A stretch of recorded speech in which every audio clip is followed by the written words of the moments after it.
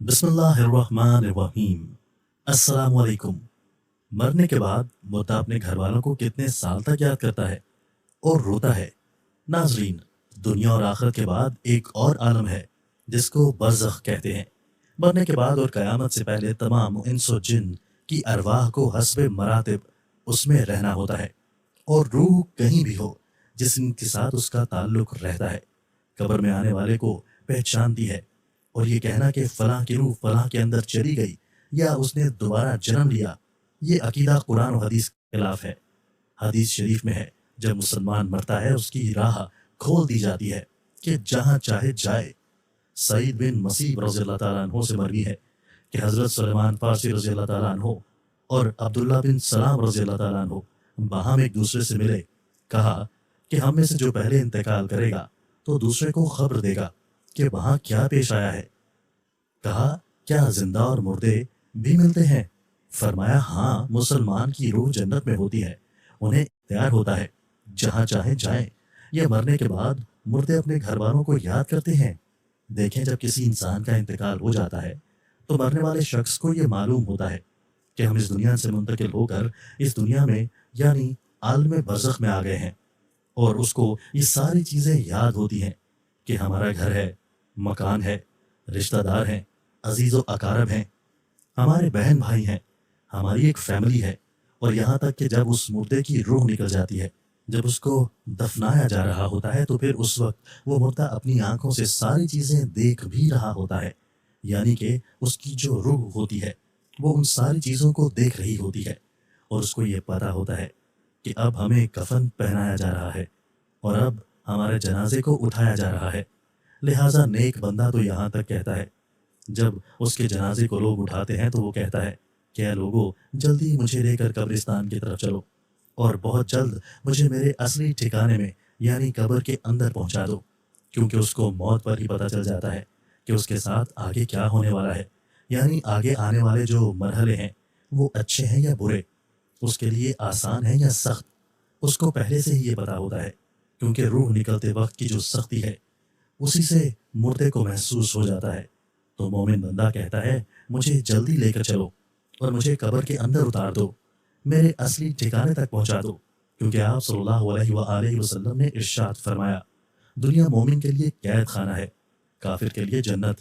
और गुनाहगार, फासिक, फाजिर, बेनमाजी इंसान होता है, वो चीख चीख कर ये कहने की कोशिश करता है कि ऐ लोगों, तुम मुझे कहाँ लेकर जा रहे हो। अपनी फैमिली से कहता है कि मैंने अपने बच्चों के लिए बहुत ज़्यादा कमाया और उनके लिए घर मकान बनाया, और अब तुम हमें हमारे घर से निकाल कर अंधेरी कब्र के अंदर कहाँ डालने जा रहे हो।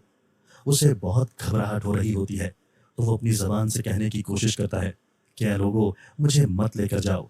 बहरहाल उसको जब कब्र के अंदर रख दिया जाता है तो उसको ये पता होता है कि अब हम कब्र के अंदर हैं और हमारी फैमिली हमारी पिछली दुनिया में जिसमें हम पहले थे, वहाँ हमारी फैमिली और हमारे रिश्तेदार मौजूद हैं। यहाँ तक कि जब कोई इंसान अपने किसी मुर्दे की कब्र पर जाता है तो वो मुर्दा उस कब्र पे आने वाले को पहचान भी लेता है कि ये हमारा फलां शख्स है। अगर बाप कब्र के अंदर है तो वो पहचान लेता है कि हमारी कब्र पर आया हुआ है, हमारा बेटा है, हमारा भाई है, हमारा रिश्तेदार है। लेकिन अगर वो कब्र में अपने गुनाहों की वजह से सजाएं भुगत रहा होता है तो फिर पहचान कर भी उसकी कोई तवज्जो और ध्यान उसकी तरफ नहीं होता। आप कब्र पर जाते हैं तो क्या कहते हैं?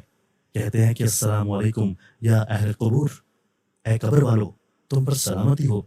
इससे मुराद मुर्दा वो फरिश्ते हैं जो कब्र के अंदर हैं। आका सल्लल्लाहु अलैहि वसल्लम ने फरमाया, बुखारी की हदीस है, जब कोई शख्स अपने किसी मरहूम के लिए यानी अपने मुर्दे के लिए एहसार सवाब करता है तो उसके लिए वो तोहफा बनाकर उसको पेश किया जाता है, तो वो बड़ा खुश होता है और उसको ऐसी खुशी मिलती है उस वक्त उससे पहले ऐसी खुशी उसे कभी नहीं मिली होती। जब कोई बंदा किसी के लिए एहसार सवाब करता है तो उस वक्त उसको खुशी मिलती है, तो बहुत ज़्यादा खुश होता है। तो बहरहाल वो अपने घर वालों को याद करता है। जो गुनाहगार बंदा होता है उसे ये दुनिया बहुत याद आती है कि हम बहुत ऐश की ज़िंदगी में थे, क्योंकि उसके लिए वो जन्नत थी। गुनाहगार के लिए तो वो बड़ा ऐश होता है, वो सोचता है हमारी जो ज़िंदगी थी दुनिया वाली, वो इस ज़िंदगी को बहुत याद करता है। लेकिन जो नेक बंदा होता है तो दुनिया उसके लिए कैद खाना होती है اور قبر کی زندگی ہے وہ اس کے لیے جنت والی زندگی ہوتی ہے، کیونکہ اس کے لیے قبر میں جنت کا بچھونا بچھا دیا جاتا ہے۔ نیک بندے کے لیے قبر میں جنت کی کھڑکی کو کھول دیا جاتا ہے، اس کو جنت کا لباس پہنا دیا جاتا ہے، جنت کی خوشبوئیں قبر کے اندر محسوس کرتا ہے۔ جو نیک مردہ ہوتا ہے وہ بڑی راحتوں میں ہوتا ہے، تو اس کے بعد اس کو دنیا کی کسی طرح کی کوئی پرواہ، کوئی فکر پریشانی نہیں ہوتی۔ اب وہ اپنی اس زندگی میں ہوتا ہے جس میں اس کا اصل ٹھکانہ ہے، تو وہ اس میں خوش رہتا ہے۔ جو اصل چیز ہے وہ عمل ہے، عمل پر یہ ساری چیزیں ہیں۔ اگر انسان کے اعمال اچھے ہیں تو موت سے اچھا کچھ بھی نہیں، اور اگر انسان کے اعمال خراب ہیں تو موت سے برا اس کے لیے پیغام کوئی نہیں ہے۔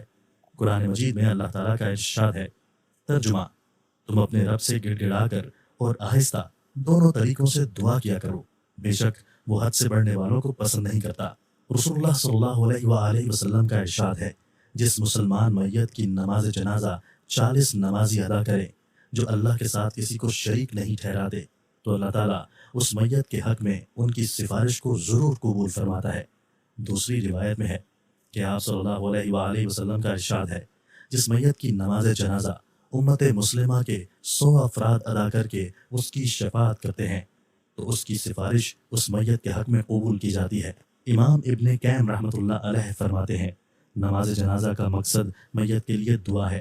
قبر کے پاس کھڑے ہو کر دعا اور طلب مغفرت کرنا۔ حضرت عبداللہ بن عمر رضی اللہ تعالیٰ عنہ کی روایت ہے کہ رسول اللہ صلی اللہ علیہ وآلہ وسلم میت کو قبر میں رکھتے تو فرماتے، ترجمہ: اللہ تعالیٰ کے نام سے اور رسول صلی اللہ علیہ وآلہ وسلم کے طریقے پر۔ نیز حضرت عثمان بن عفان رضی اللہ تعالیٰ عنہ کی روایت ہے، وہ کہتے ہیں جب رسول اللہ صلی اللہ علیہ وآلہ وسلم میت کی تدفین سے فارغ ہوتے تو قبر پر کھڑے ہو کر فرماتے، اپنے بھائی کے لیے مغفرت کی دعا طلب کرو اور ثابت قدمی مانگو، اس لیے کہ ابھی اس سے سوال کیا جائے گا۔ تو اللہ رب العالمین کی بارگاہ میں دعا ہے، اللہ تبارک و تعالی ہم تمام لوگوں کو خوب اچھے اور نیک اعمال کرنے کی توفیق عطا فرمائے، آمین۔